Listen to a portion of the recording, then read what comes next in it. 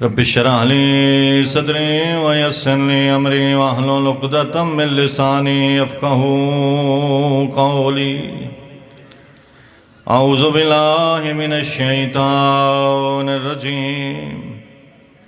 بسم الله الرحمن الرحيم. بلند صلوات صل على محمد وآل وبه نستعين وهو خير ناصر ومعين والحمد لله رب العالمين والعاقبة لأهل التقوى واليقين. صلوات صل على محمد الصلاة والسلام على أشرف الأنبياء والمرسلين سيدنا ونبينا وشفيع ذنوبنا وطبيب قلوبنا ومولانا أبي القاسم محمد. الصلاة والسلام على أهل بيت الطيبين الطاهرين المعصومين الغر الميامين المنتجبين المقربين الذين أذهب الله عنهم الرجس وطهرهم تطهيرا. صل على محمد وآله ورحمة الله على أحبابهم وأصحابهم ومواليهم وشيعتهم أجمعين ولعنة الله على أعدائهم ملعونين من يوم عداوتهم إلى أبد الآبدين. أما بعد فقد قال الله تعالى في كتابه المبين وخطابه المتين. بسم الله الرحمن الرحيم. إنا أعطيناك الكوثر فصل لربك وانحر إن شانئك هو الأبتر. صلوات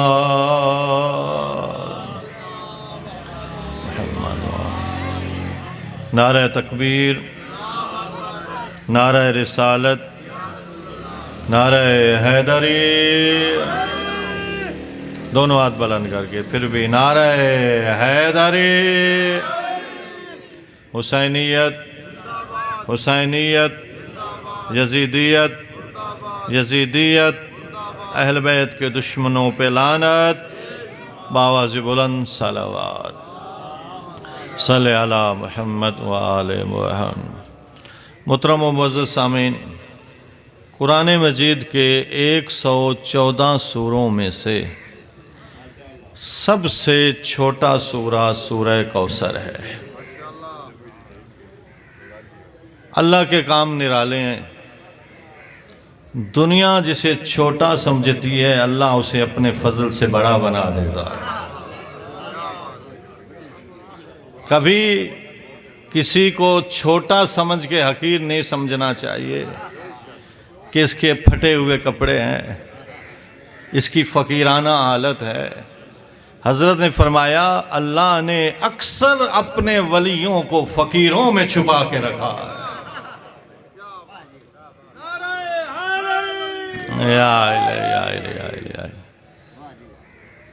ایک فوجی افسر کہنے لگا کہ ہم کب سے صحرا میں سفر کر رہے تھے، ہمیں کوئی آبادی نظر نہیں آ رہی تھی. بالآخر ہمیں ایک گھر نظر آیا، ہم نے اس کا دروازہ بجایا. ایک چھوٹا سا بچہ باہر آیا.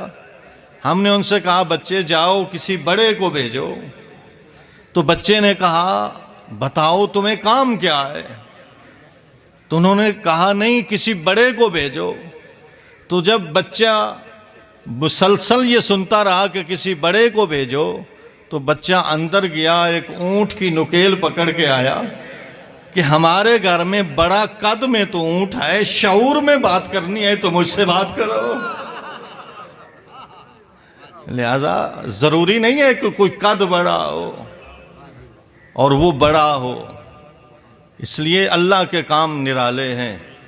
قرآن مجید کا سب سے چھوٹا سورہ جسے سورہ کوثر کہتے ہیں، جس میں اللہ نے یہ اعلان فرمایا اِنَّا أَعْطَيْنَاكَ الْكَوْثَرَ، میرا حبیب ہم نے تمہیں زہرا جیسا تحفہ عطا فرمایا ہے۔ اور یہ اتنا عظیم تحفہ ہے کہ اس کے شکرانے کے لیے تو نماز پڑھ، اپنے رب کی اور قربانی دے۔ بے شک تیرا دشمن دم کٹا بے نسلہ ہے، ہم نے تو تجھے زہرا کی شکل میں اولاد کثیر عطا کر دی۔ بی بی کی عظمت پہ صلوات پڑھ محمد و آل محمد۔ دیکھیں میں نے عرض کیا کہ اللہ کے کام نرالے۔ دنیا جس عورت سے مشورہ لینے کو تیار نہیں، دنیا جسے ناقص العقل سمجھتی ہے، دنیا جس کو ناقص العقل سمجھتی ہے اور مشورہ لینے کے لیے تیار نہیں، اللہ نے جب قرآن میں ایک عظیم سیدت و نساء العالمین کا تذکرہ فرمایا تو پورے اسلام کی ذمہ داری زہرا کے شانوں پہ ڈال دے۔ پورے اسلام کی حفاظت کی ذمہ داری زہرا بطول کے شانوں پہ ڈالی۔ اور میں نے عرض کیا کہ اللہ کے کام نرالے ہیں۔ دیکھو جس کی عبا میں جگہ جگہ پیوند لگے تھے، جو جو کی روٹی اپنے گھٹنے کے زور پہ توڑ کے کھائے، لیکن جب اللہ ان میں اپنی طاقت ودیت کرتا ہے تو وہی علی شیر خدا انگلی کے اشارے سے در خیبر کو اکھاڑ پھینکتا ہے۔ لہذا اللہ کے کام نرالے ہیں۔ اللہ نے سورہ کوثر کہ جو قرآن مجید کا سب سے چھوٹا سورہ ہے، اسے اسلام کی حفاظت کی ذمہ داری کے لیے نازل فرمایا۔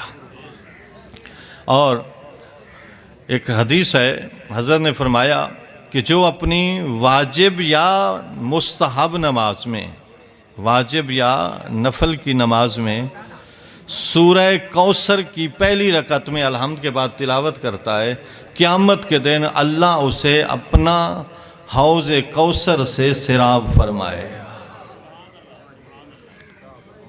سورہ کوثر کو بسا اوقات لوگ نماز میں اس لیے پڑھتے ہیں بھئی چھوٹی ہے، باوازی بلند صلوات پڑھیں اللہم صلی علی محمد، تو پھر یہ ثواب نہیں ملے گا۔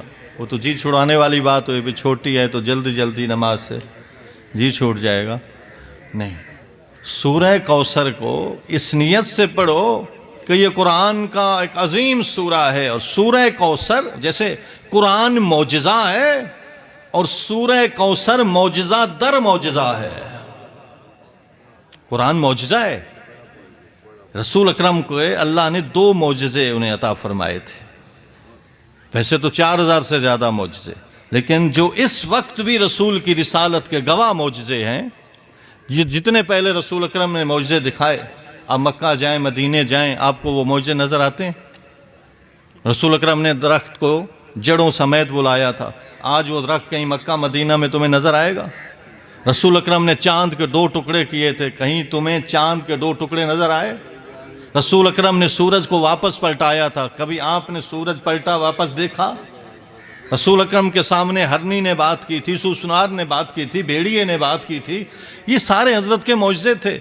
سنگریزوں نے ہاتھوں پہ کلمہ پڑھا تھا، پتھر تھے جو شہادت کی، حضرت کی رسالت کی گواہی دے رہے تھے، لیکن اب یہ معجزے تمہیں نظر نہیں آئیں۔ رسول کی رسالت ہے یہ نہیں، تو کیا آج رسول کا منکر ہے یا نہیں؟ کل منکر تھا تو آج کیا نہیں ہے؟ آج بھی ہے، تو کیا رسول کے منکر کے لیے معجزے چاہیے یا نہیں؟ تو اللہ نے فرما دیا یقول الذین کفروا لست مرسلا قل کفی باللہ شہیدا بینی و بینکم ومن عندہ علم الکتاب۔ میرا حبیب وہ لوگ جو کافر تمہیں رسول نہیں مانتے ان کو کہہ دیجئے کہ تم نہ مانو مجھے، میری رسالت کا گواہ میرا اللہ کافی ہے، اور وہ گواہ کافی ہے جس کے پاس کتاب کا پورا علم موجود ہے۔ یا الہی، اب اللہ نے اپنے رسول کی گواہی دی نا، لیکن کیا اللہ نے اپنے رسول کی یوں گواہی دی جیسے میں اور آپ گواہی دیتے ہیں؟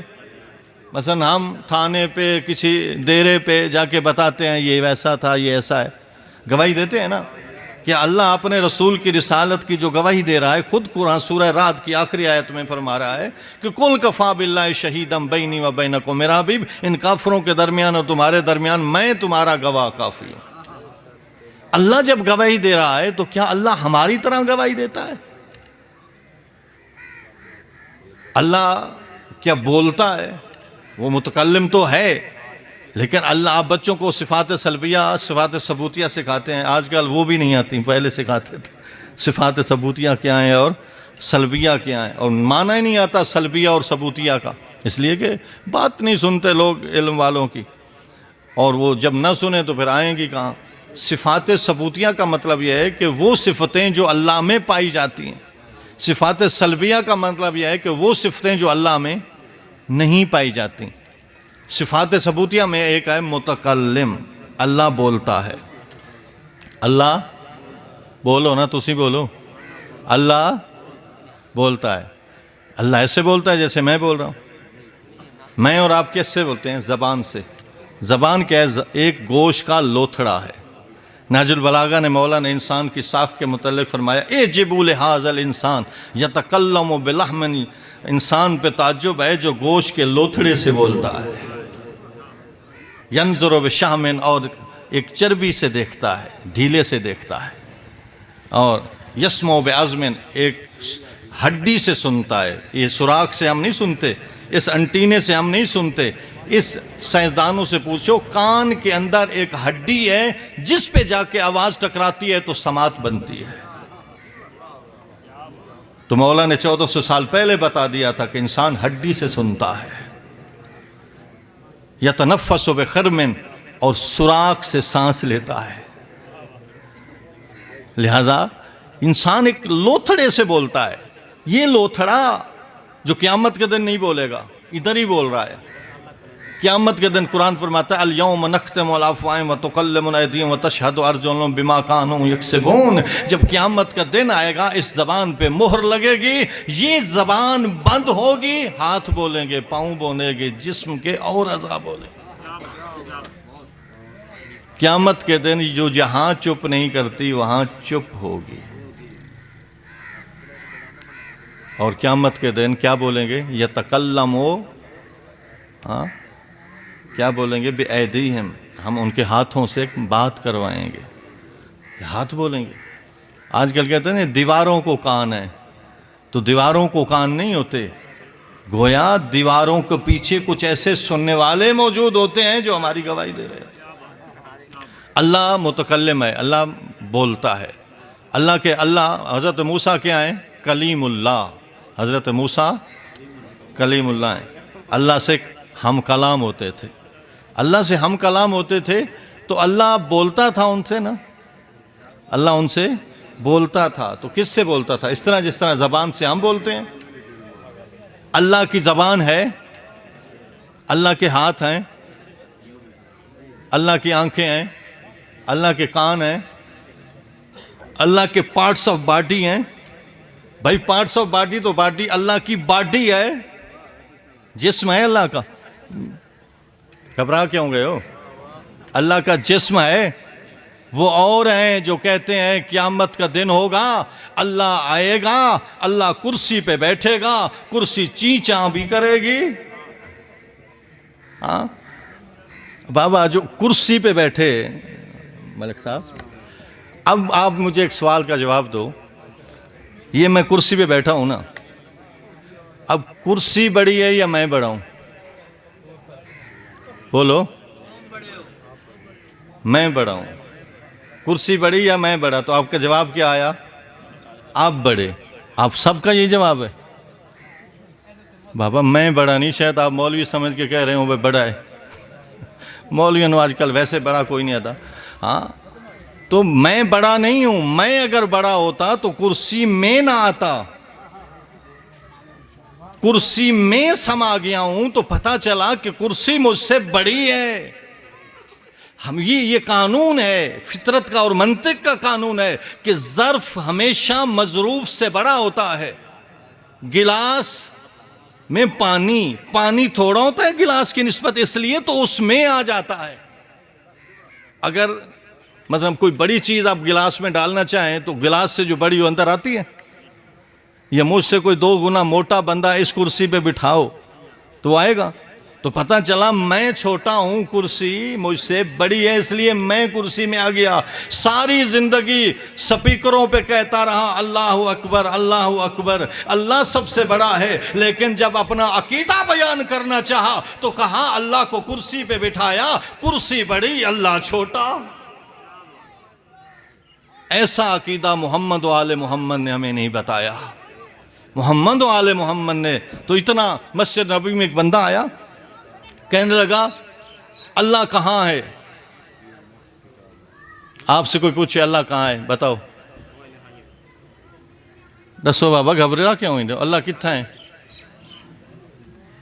ہوں آسمان تے, مسجد نبوی علیہ ہوا کیا آسمان تے, ٹھیک ہے. تو آسمان تھی نول زمین تے. تو کوئی کہتا ہے اللہ آسمان پہ ہے, کوئی کہتا ہے اللہ زمین پہ ہے, کوئی کہتا ہے اللہ ہر جگہ.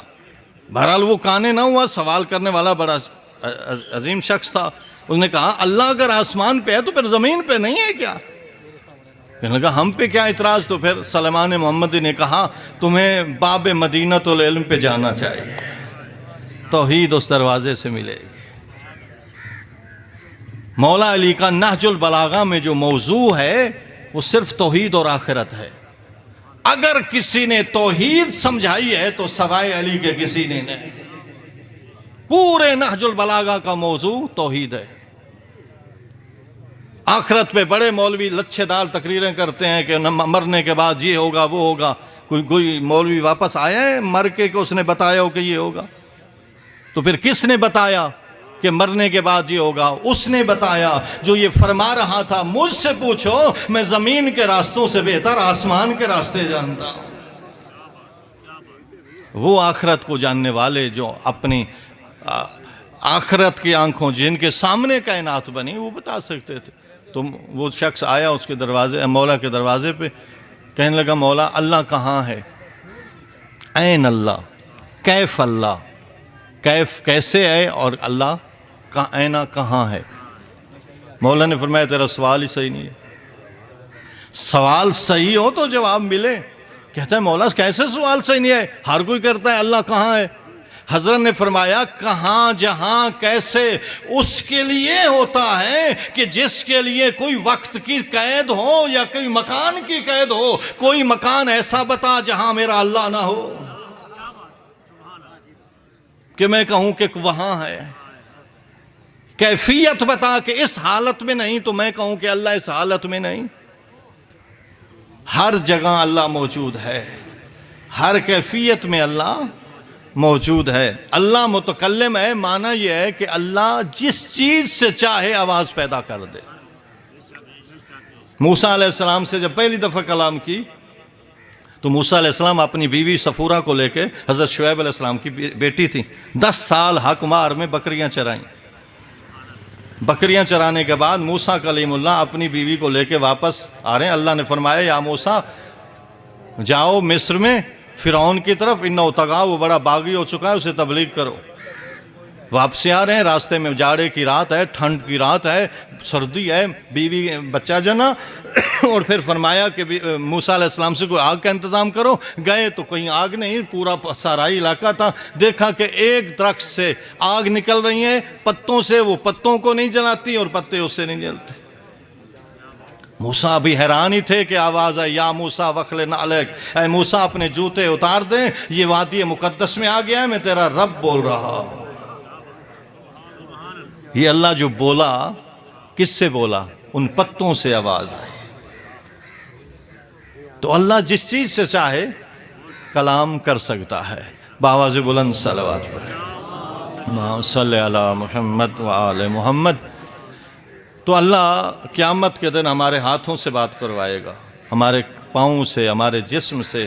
اور قیامت یہ بھی قرآن کہتا ہے کہ یہ انسان اس وقت پیٹے گا, اپنے زبان تو بول نہیں سکے گی, اس وقت اپنے عمل سے, اپنے ضمیر سے یہ بولے گا کہ اے ہاتھ تم میرے تھے, اے کان تم میرے تھے, اے پاؤں تم میرے تھے, میرے خلاف گواہی. اس وقت یہ کان اور ہاتھ دوبارہ بولیں گے ہم تیرے تھے ہی نہیں. ہم تیرے پاس امانت تھے، تو نے امانت میں خیانت کی۔ قیامت کے دن یہ ہاتھ واپس ہوں گے، یہ آنکھیں، یہ پورے اعضاء ہمیں واپس کرنے۔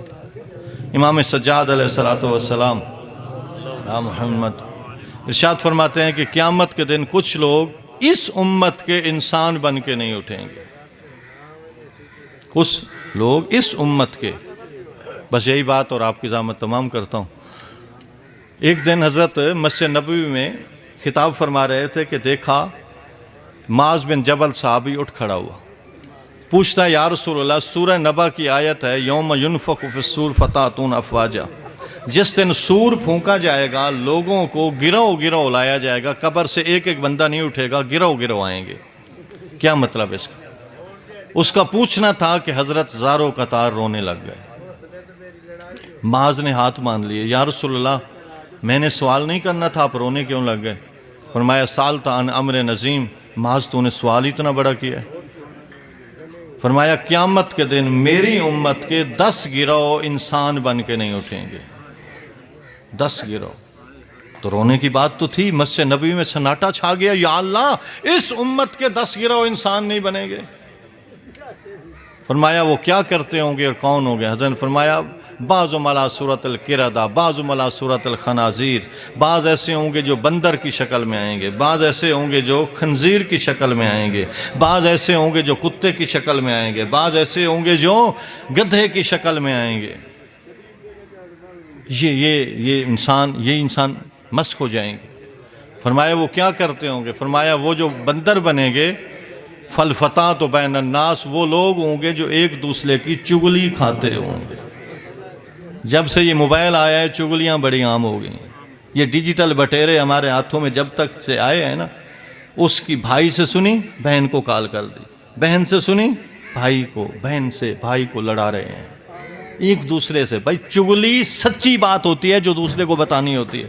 اسا کیا ایسے منہ تکرا لو تو کوئی نہیں آکھیا، وہ بابا آنکھیں ہے، لیکن جب آپ ان کو بات کر رہے ہیں تو لڑائی تو بن رہی ہے، فتنہ تو کھڑا ہو رہا ہے، فساد تو پیدا ہو رہا ہے، اور فساد کا سبب تو بنا۔ اسے چگلی کہتے ہیں۔ چگلی کھانے والا اگر بغیر توبہ کے مر گیا تو رسول رو رو کے فرما رہے ہیں، میں نے آنکھوں سے روایت تفسیر میں پڑھی، قیامت کے دن وہ بندر بن کے اٹھے۔ وہ لوگ جو خنزیر بنیں گے وہ کیا کرتے ہوں گے؟ فرمایا بعض ملا صورت الخنازیر، وہ سور بن جائیں گے۔ یا رسول اللہ وہ کیا کرتے ہوں گے؟ خنزیر بن جائیں گے۔ فرمایا فاہل السحت، جن کی روزی حرام کی ہو، لقمہ حرام کا، سود سے، رشوت سے، کسی بھی انداز سے اگر وہ حرام کھا رہا ہے۔ وہ پروفیسر صاحب جملہ بڑا وائرل تھا کہ جی ہر گھر میں حاجی اور زوار موجود ہے، ہر گھر میں کوئی نہ کوئی حاجی اور، لیکن کسی جگہ پورے پاکستان میں 1 کلو خالص دودھ نہیں ملتا۔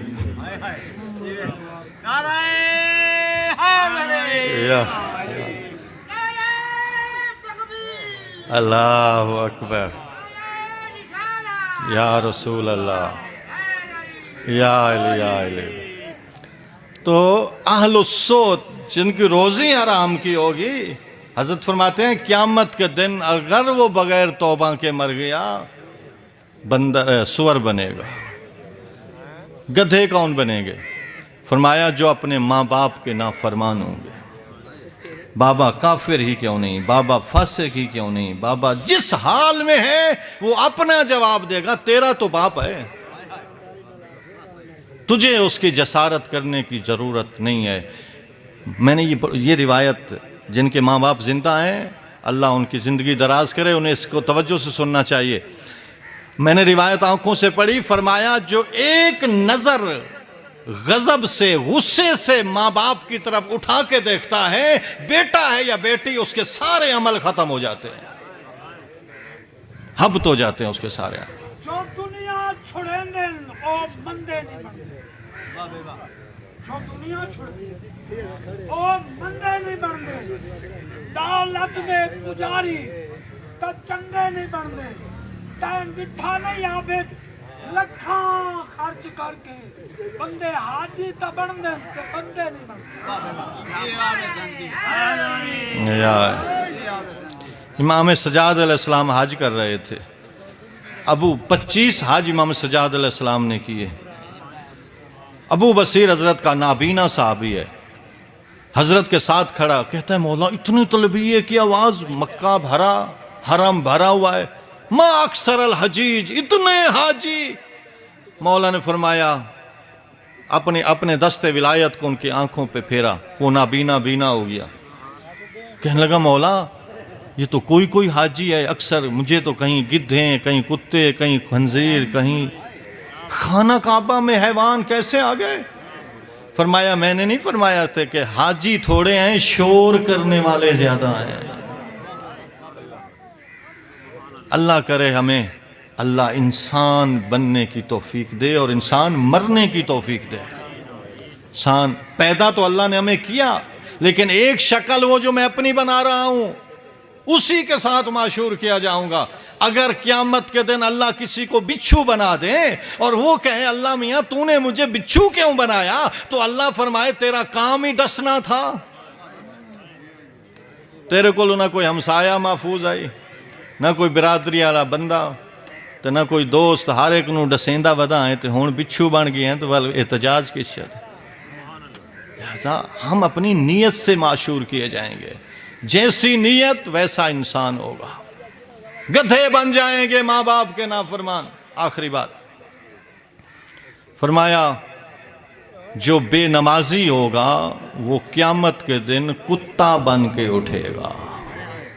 ये मासूम के लफ्ज़ है, इमाम सजाद अलैहिस्सलाम के लफ्ज़। और एक आलिम के मैंने ये जुमला ईरान से ये सुना कि एक बंदे ने मन्नत मानी। एक मन्नतें होती है ना, मन्नत एक होती है मेरा ये काम हो जाए, ये हो जाए, ये हो जाए, ये करूंगा। कुछ बंदा कुछ आमाल के लिए मन्नत मानता है, मसलन मैं नमाजी बन जाऊं, ये करूंगा, अल्लाह बेटा दे दे, ये करूंगा। ऐसी मन्नतें मानते हैं ना। तो एक बंदे ने मन्नत मानी कि मैं ना महरम को नहीं देखूंगा। उसकी आदत थी गैर औरतों को देखता था। एक नजर गैर औरत पे डालना इमाम जमाना से 100 साल दूर कर देता है। वो न महरम को देखता था, उस पर काबू कंट्रोल नहीं हो रहा था। उसने एक दिन मन्नत मान ली कि मैंने अगर न महरम को शहवती निगाह से देखा तो मैं कुत्ते के साथ रोटी खाऊंगा, एक ही बर्तन में। उसने ये मन्नत मान ली, पक्का रहा, लेकिन आदत होती है, बेल आखिर एक दिन आदत कर खड़ा।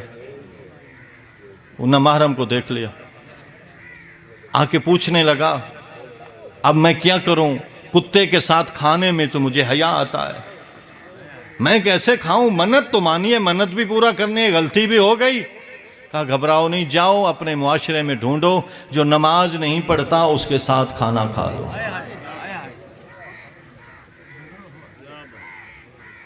और ये कोई मेरी बात नहीं है बनी हुई, हम इस चीज़ को बड़ा लाइट लेते हैं। नमाज, ये मजलिस क्यों इस मजलिस पे आया बैठा है, सफ़े अज़ाब पे क्यों बैठा है, क्यों अपनी बहनों बेटियों को लेके जलूसों में निकलता है, काले कपड़े क्यों पहनता है, क्यों मातम करता है, करबला की मंजिल क्या है। इमाम हुसैन अलैहिस्सलाम ने करबला गवाह, अल्लाह तुम्हें करबला दिखाए, इमाम हुसैन ने अपनी शहादत को रोक के नमाज पढ़ी। और फिर जो हुसैन की शहादत बचाने वाली थी उन्होंने किस हालत में नमाज पढ़ी। हमारी बीवियों को तो पता नहीं होता, एक कज़िया हो जाए उन्हें नमाजें भूल जाती हैं, लेकिन आज ज़रा देख रसूल की बेटी का नुकसान कितना हुआ था। 72 जनाजे थे, शाम गरीबा बर्पा हो गई, चादर लुट गई, खैमे जल गए, यतीमों को संभाल रही थी कि मौला ने जाते हुए वसीयत की थी, ए फज़ने यतामा, मेरी बहन मेरे यतीमों की हिफाजत करना। और फिर दूसरी वसीयत की थी, ला तनसैनी बिसलातिल लैल, बहन मुझे नमाज शब में न बुलाना। इमाम हुसैन जो जन्नत के जवानों के सरदार थे, उन्हें ज़ैनब कुबरा की नमाज शब का कितना ज़्यादा उनके जहन में मेयार था कि सैयद शुहदा भी फरमाते हैं, बहन मुझे नमाज शब में याद रखना। वही बहन शाम गरीबा में यतीम संभालने के बाद اس ریت پہ تیمم کیا جس میں علی اکبر کا خون مل گیا تھا، جس ریت پہ ابھی جنازے پڑے ہوئے تھے، اور اللہ کی بارگاہ میں اندھیرے میں کھڑی ہو گئی۔ لیکن کیا بی بی نے یہ جملے فرمائے ہوں گے یا نہیں؟ میرا اللہ آج علی کی بیٹی کی مجبوری بن گئی ہے، میں عالمہ غیر معلمہ ہوں، مجھے پتا ہے کہ ایک بی بی کی اس وقت تک نماز نہیں ہوتی جب تک اس کے سر پہ چادر نہ ہو، لیکن میرا اللہ میری آج رات مجبوری ہے، میرے بھائی کا قاتل میری چادر لٹ کے لے گیا، آج اس لیے بغیر چادر کے تیرے دروازے پہ آئی ہوں۔ عزادارو آؤ ایک سلام کرتے ہیں اس امام زمانہ کی طرف سے کہ جو کہتے ہیں کہ دنیا پانی روتی ہے، لیکن خود زیارت نہیہ میں فرماتے ہیں میں صبح بھی روتا ہوں، شام کو بھی روتا ہوں، لوگ پانی روتے ہیں، میں تمہارا امام خون روتا ہوں۔ عزادارو وہ خون رونے والا امام سلام کرتا ہے، سلام میرا اس رخسارے پر جس کا شمر کے تماچے سے رنگ بدلتا رہا۔ عزادارو اہل سنت برادران کی کتب میں یہ بات موجود ہے، بخاری نے لکھا رسول اکرم فرما گئے تھے اگر کسی حیوان کو بھی مارنا تو اس کے منہ پہ نہ مارنا۔ اسلام تو ایک حیوان کے چہرے کا بھی حیا کرتا ہے، لیکن اللہ جانے یہ کیسے مسلمان تھے جس نے رسول کی بیٹی کے چہرے پہ ایسا تماچا مارا، جو بابے کے سر کو گلے لگا کے کہتی تھی بابا تیرے بعد میرے دروں کو کھینچا گیا، بابا مجھے ایسا تماچا مارا گیا کہ میرے چہرے کا رنگ بدلتا رہا، بابا ظالم کا تماچا بڑا تھا، میرا چہرہ اور رخسارہ چھوٹا تھا۔ اب امام زمانہ سلام کرتے ہیں، سلام میرا اس رخسارے پر جس کا چہرے کا رنگ بدلتا رہا، کبھی زرد ہوا کبھی سرخ ہوا۔ عزادارو ایک اور سلام بھی کیا، رخسارے پہ سلام کرنے کے بعد فرماتے ہیں سلام میرا ان خشک ہونٹوں پر جو پیاس سے خشک ہو چکے تھے۔ اب علماء سے پوچھو یہ کون سے ہونٹ ہیں جن پہ امام زمانہ غیبت میں سلام کرتے ہیں؟ کیا وہ علی اصغر کے ہونٹ تھے؟ کیا وہ سکینہ کے ہونٹ تھے؟ نہیں، وہ فرماتے ہیں یہ ہونٹ بھی بڑے پیاسے تھے، لیکن میں ان ہونٹوں پہ سلام کر رہا ہوں کہ جن ہونٹوں پہ ظالم چھڑی مارتا تھا، مظلوم کی بہنیں اور بیٹیاں دیکھ رہی تھیں، اللہ کسی بیٹی کو اپنے بابا کا کٹا سر نہ دکھائے۔ عزادارو ادھر ظالم چھڑی مار رہا تھا اور کہتا تھا حسین تیرے دانت کتنے خوبصورت ہیں۔ زید ابن ارقم صحابی اٹھ کھڑا ہوا، کہا ظالم اپنی چھڑی ہٹا لے، میں نے آنکھوں سے دیکھا ہے رسول ان لبوں کے بوسے لیتے تھے، یہ بوسہ گاہ رسالت ہے۔ عزادارو آؤ ایک اور سلام اس پہ نہ کریں کہ جو ننھی سی آنکھ دیکھ رہی تھی کہ میرے بابا کے چہرے پہ اور دانتوں اور ہونٹوں پہ ظالم چھڑی مار رہا ہے۔ آخری جملہ عزادارو امام زمانہ نے بھی ایک دکھی اور سلام کیا، فرماتے ہیں سلام میرا ان ہاتھوں پر جن میں رسیاں آ گئی تھیں۔ علماء سے پوچھا جاتا ہے یہ کن ہاتھوں پہ امام سلام کر رہے ہیں؟ تو امام کا علماء جواب دیتے ہیں یہ زینب کبریٰ کے ہاتھوں پہ سلام ہے کہ جن کی کلائیوں میں ظالموں نے رسیاں ڈال دی تھی، پس گردن بندھی ہوئی تھی زہرا کی بیٹی، اس لیے تو علماء فرماتے ہیں جب مقتل میں آئی تو اونٹ سے ایسے اتری جیسے عباس گھوڑے سے اترا تھا۔ عباس کے بازو کٹے تھے لیکن زینب کے بازو بدے ہوئے تھے۔ ایک فرق ہے، عباس مرد تھے، وہ گھوڑے کی زین سے اترے لیکن زینب اونٹ کی اونچائی سے اتری۔ نہ محرموں کا مجمع تھا، آواز آتی تھی نانا آ دیکھ بناتوں کا سبایا، تیری بیٹیوں کو قیدی بنایا گیا۔ الا لعنت اللہ علی القوم الظالمین وسیعلم الذین ظلموا ای منقلب ینقلبون۔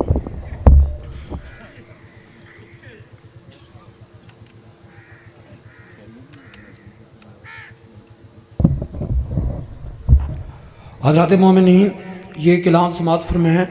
کل ایک روزہ مجلس امام حسین علیہ السلام منعقد ہوگی یہاں بستی شدین میں، جس میں ذاکر اہل بیت جناب سید عامر عباس ربانی، جناب ملک غلام عباس جپا، جناب اون صابر، جناب سید مرتضی عاشق لوٹیاں والا، جناب ملک محسن رضا تہیم صاحب، ان کے علاوہ کافی علماء و ذاکرین خطاب فرمائیں گے۔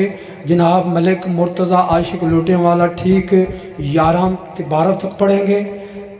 جناب ملک غلام عباس جپا وہ 12 سے 1 تک خطاب فرمائیں گے۔ اب خطاب فرمائیں گے جناب ملک محسن رضا تہیم صاحب، ان کے بعد جناب لیاقت حسین سمن دوانا۔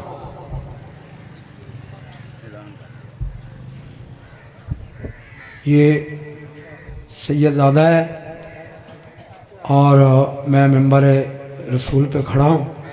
انہوں نے مجھے بار بھی کہا ہے آج شام کا میرے گھر کھانا نہیں ہے، پھک گیا ہے، تو ان کی آپ امداد فرمائیں سیدہ کا حق سمجھ کے۔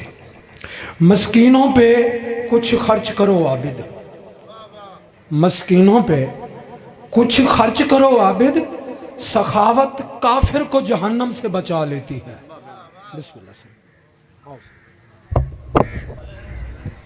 قسمت دے وچ پھر کوئی نہیں، تاپند کربل دا ڈھیر کوئی نہیں، صاف ونو تمہیں نہ سمجھے، حسان سڑے تن دیر کوئی نہیں، اللہ تعالیٰ ٹھولا منظور کرے۔ مومنہ میں سیدہ یتیمہ میرے والد سے فوت تھی گئے، شام دا ٹائم ہے، میں یتیم سید مدد کرو، کوئی مانگن خالی نہ بلاوے، شام والی سام تعالیٰ ٹھولا منظور کرے۔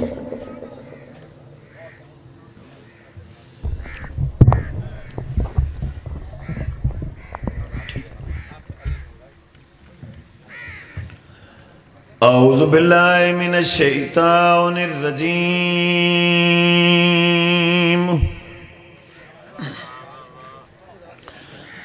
بسم اللہ الرحمن الرحیم۔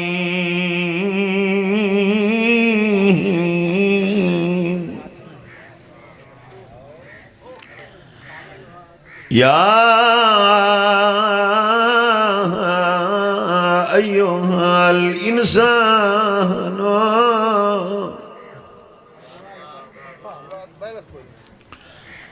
ما غرک